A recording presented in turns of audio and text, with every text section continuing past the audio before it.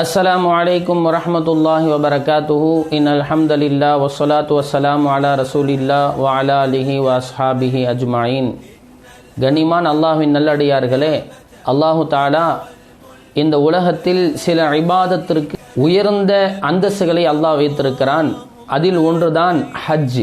இன்றைக்கு இந்த ஹஜ்ஜினுடைய இபாதத் இருக்கிறதே, இது ரொம்ப வயதான பிறகும் அல்லது நாம் ஓய்வு பெறுகிற பொழுதும் செய்யப்படக்கூடிய ஒரு அமலாக சமூகத்தில் மாறி இருக்கிறது. அல்லாஹ்வின் தூதர் ஸல்லல்லாஹு அலைஹி வஸல்லம் அவர்கள் சொன்னார்கள், எவர் ஒருவர் ஹஜ் செய்கிறாரோ அவரை அல்லாஹ் துனியாவில் ஏழையாக ஆக்குவதில்லை என்று சொன்னார். இன்னொரு ஹதீஸில் பெருமான் நபி ஸல்லல்லாஹு அலைஹி வஸல்லம் அவர்கள் சொல்லி காட்டுவார்கள், எவர் ஒருவர் ஹஜ் செய்து விட்டாரோ அவருக்கு அல்லாஹ் தஆலா ஜன்னத்தை கூலியாக தருகிறான் என்று சொன்னார்கள். சுப்ஹானல்லாஹ், எவ்வளவு பெரிய நிஅமத். இன்னொரு ஹதீஸில் மாநபி ஸல்லல்லாஹு அலைஹி வஸல்லம் அவர்கள் சொன்னார்கள், எவர் ஒருவர் ஹஜ் செய்து விட்டாரோ அவர் அன்றைக்கு பிறந்த பாலகனை போல வருகிறார் என்று சொன்னார். சுப்ஹானல்லாஹ், எவ்வளவு பெரிய பாக்கியம். சகோதரர்களே, நாம் யோசித்து பார்க்கிறோம், நிறைய மக்கள் 60 வயதானா ஹஜ்ஜுக்கு போய்க்கலாம், நம்ம ஓய்வு பெற்றா வேலையிலிருந்து ஓய்வு பெற்றுட்டோம்னு சொன்னா அப்புறம் ஹஜ் செய்துக்கலாம் அப்படின்னு நினைக்கிறாங்க.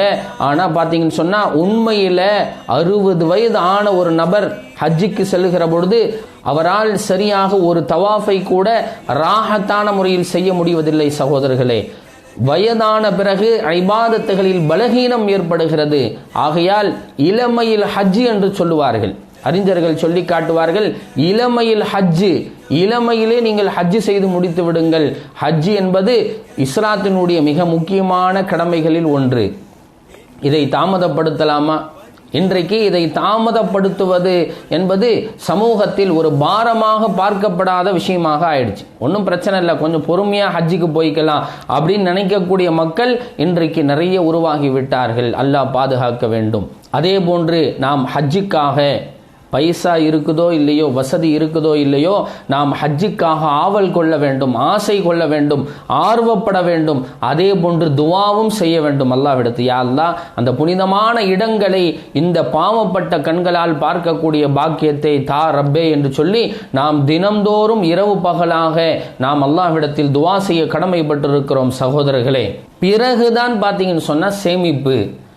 அல்லாஹுக்காக நான் புனிதமிகு ஹஜ்ஜினுடைய கடமையை நிறைவேற்ற வேண்டும் என்பதற்காக நாம் சேமிப்பு செய்வது. நல்லா பார்த்தீங்கன்னு சொன்னா நம்ம ஊர்களில் ஹாஜிமார்கள், ஹஜ்ஜு செய்யக்கூடியவர்கள் குறைந்து விட்டார்கள். செல்வந்தர்கள் நிறைய இருக்கிறார்கள், ஆனால் ஹஜ்ஜு செய்வதில்லை.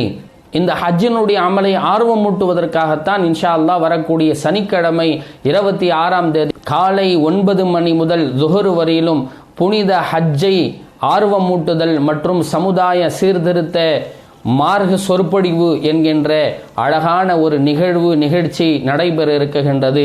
இடம் ஜாமியா மஸ்ஜித், கரிகாலன் தெரு, திருவண்ணாமலையில் இன்ஷா அல்லாஹ் வரக்கூடிய சனிக்கிழமை இந்த புனிதமான நிகழ்வு நடைபெற இருக்கின்றது.